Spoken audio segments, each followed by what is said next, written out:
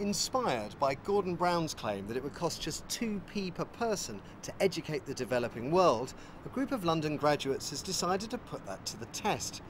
They got friends and family in the capital and worldwide to donate their coppers in an attempt to educate an entire village. 1 year on, Matt Barbette has travelled to India to see if their dreams have become reality.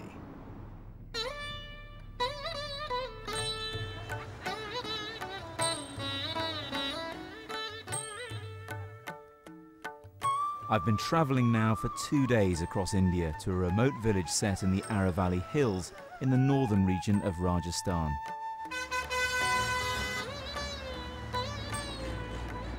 It's one of the poorest parts of India, a 2-hour drive from the nearest large town. It's here in the village of Bakhel that 2 London graduates are building a school for the 200 children that live here. It's 5 months since they arrived, and I'm keen to see how they're getting on. How's it going? Hi, yeah, good. All right. Welcome to the site. Come and have a look round. The school's being built amongst the rocks and consists of 4 different buildings where around 60 children will be educated.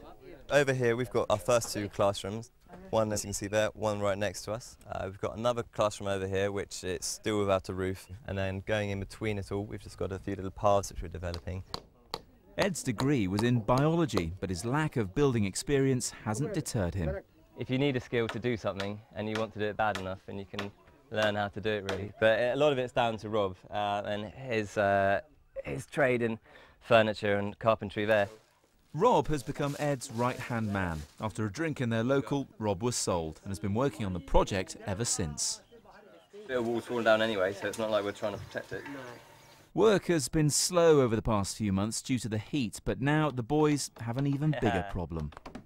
There's times when I'm like, what am I doing here? Nothing's happening, nothing's going on. I've asked somebody to do this, that hasn't happened, and it's just really, really demoralising. You think, I just can't take this, I've had enough. I just want to change my ticket and fly straight back home.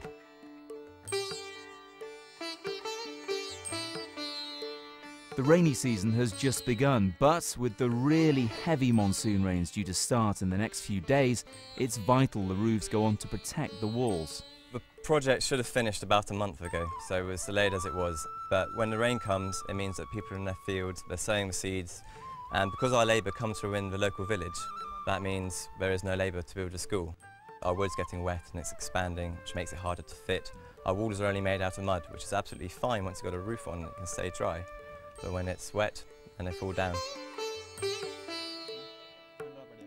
Ed and Rob desperately need help, so they call an emergency meeting. It takes 30 people each time to put the roof together. We need some people to say that they can put the bamboo on for us. Some people who say they can do some tiling, so there'll be more labour work available, and if they're able to help us do this. How's morale at the moment then? Morale's much higher, thankfully, after having the meeting with the village. How do you encourage the rest of the guys in the village to help you with this? Well, the motivation we'd love them to have is to do everything for free because they're sending their children to school, which we're building. But obviously money's a good incentive for most people. These guys, their crops fail, they don't have enough food, and money's necessary for them, and it's something we can provide for them.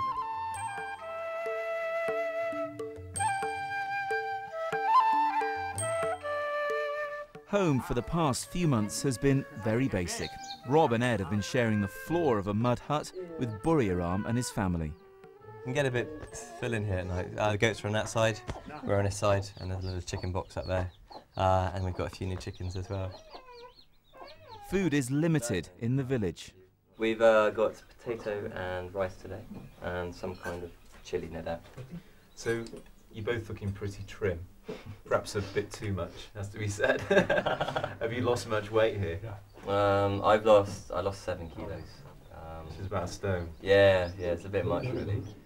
Is there anything you particularly miss about London? Anything you can't wait to get back to eating when you're there? Oh, a bit of beef, you can't have that here.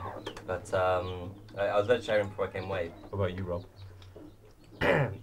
It would be lovely right now would be to have blackberry and apple crumble. Oh yeah, no, I'll change mine. Yeah, there you go.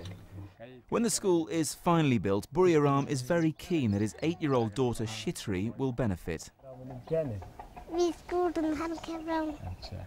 At the moment, like most kids in the village, her parents needed to work in the fields and help look after her little sister.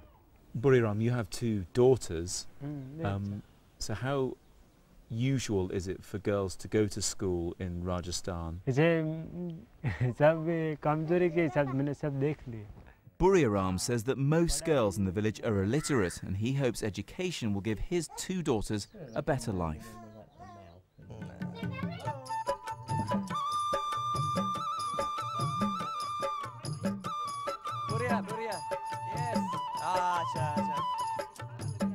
The next day, 30 villagers turn up to help build the roof of the second classroom.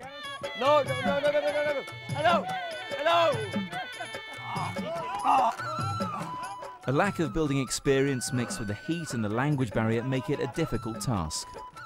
That's not, no, stop. Ruk. This one here is wrong. I'm not hot on my Hindi, and then when I start to get a bit stressed, I just start shouting the same thing, and if it's wrong, then I'm shouting the same wrong thing, and I think I'm saying the right thing. And so it's all a bit stupid, really. Up, ow. Up, ow. Ow, ow. Rob, it's upside down, it's upside down. It's because it's meant to be pointing outwards. Hello! Yeah.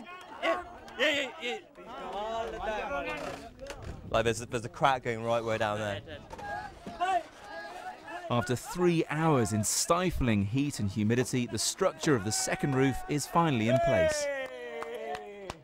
So building the school is well underway. The pupils are desperate to get in there and start learning. Arguably the biggest challenge now, though, for Rob and Ed is finding the teachers to work in it.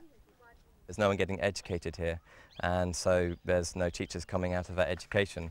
Teachers do get sent to the area from further away, but it's fairly simple living here, and they've grown up in the cities and the towns, and they don't want to live like a villager, so often they run off. In fact, the Indian government will send poorly behaving teachers and poorly performing teachers here as punishment.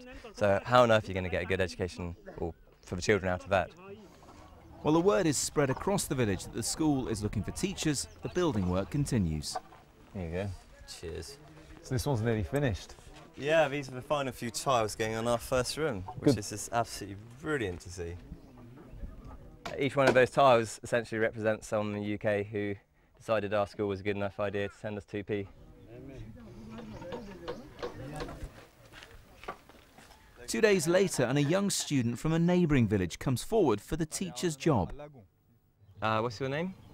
Bunesh. Yeah, he wants to work here for a long time. We've just interviewed Bhuvanesh, and he's actually really fantastic, which is good because he's our only choice from a village. So we might have our first teacher for the school, which is far too easy, so something's bound to go wrong later. But yeah, let's have a handshake.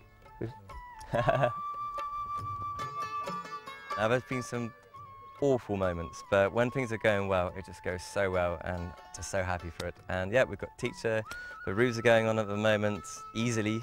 We've got tiles going on, sun's shining. Yeah, everything's great. It's fantastic. It goes to show what an extraordinary difference just a few of us can make to other people's lives if we really put our minds to it.